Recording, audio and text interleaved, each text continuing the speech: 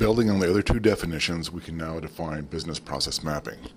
It is a systematic approach to discovering what an organizational unit does, who is responsible, and what processes should be completed for a successful outcome.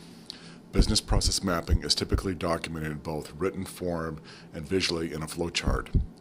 The steps in the process are laid out from left to right and top to bottom, with specific shapes used to denote specific process components. In my research on business process mapping, I discovered that there was another term used, business process modeling, and I wanted to discover what the difference between the two. This is what I came up with.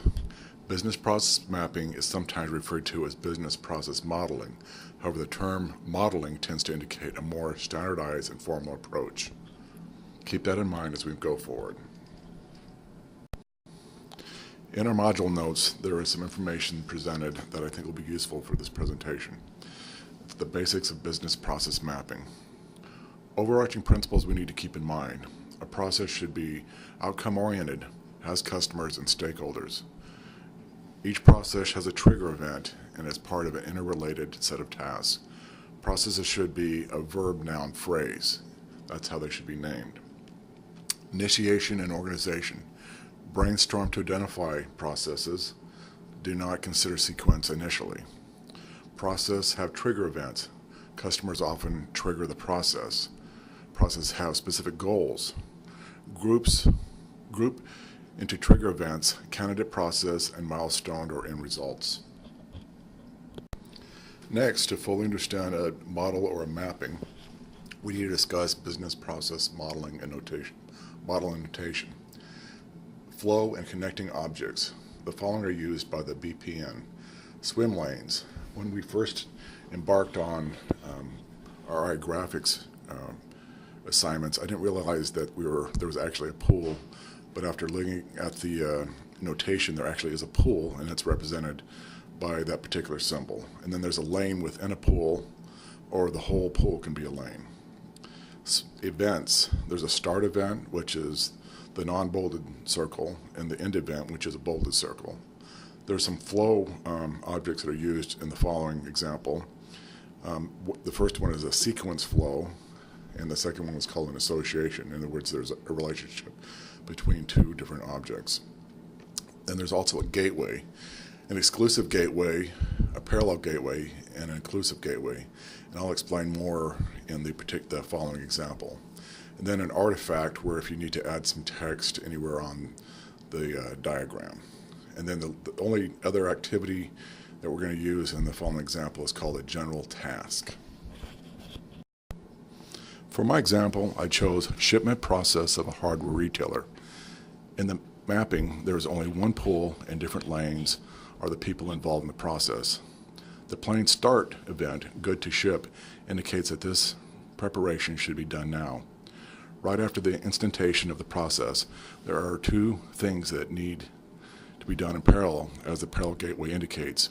While the clerk has to decide whether this is a normal postal or a special shipment, we do not define the criteria how to decide this inside the process model.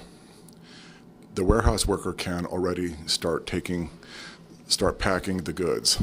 The clerk's task, which is followed by the exclusive gateway mode of delivery, is a good example for clarifying the recommended usage of a gateway.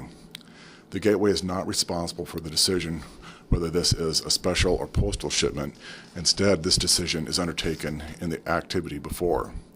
The gateway only works as a router, which is based on the result of the previous task, and provides alternative paths. A task represents an actual unit of work, while a gateway is only routing the sequence flow.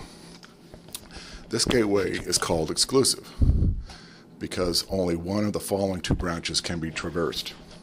If we need a special shipment, the clerk requests quotes from different carriers, then assigns the carrier and prepares the paperwork. But if a normal post shipment is fine, the clerk needs to check if the extra insurance is necessary.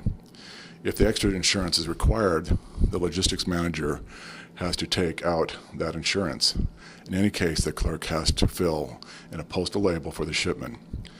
For this scenario, The shown inclusive gateway is helpful because we can show that one branch is always taken, while the other is only if the extra insurance is required. But if it is taken, this can happen in parallel to the first branch. Because of this parallelism, we need the synchronizing inclusive gateway right behind. Fill in postal label and take out extra insurance. In this scenario, the inclusive gateway will always wait for fill in postal label to be completed. Because this is always started, if an extra insurance was required, the inclusive gateway will also wait for take out extra insurance to be finished. Furthermore, we also need to synchronize a parallel gateway before the last task. Add paperwork and move package to pickup area. Because we want to make sure that everything has been fulfilled before the task is executed. Thank you. My discussion questions are, what is the difference between business process mapping and business process modeling? Do you think the more advanced BPMN will make the models harder to understand? Please put your answers on the discussion board.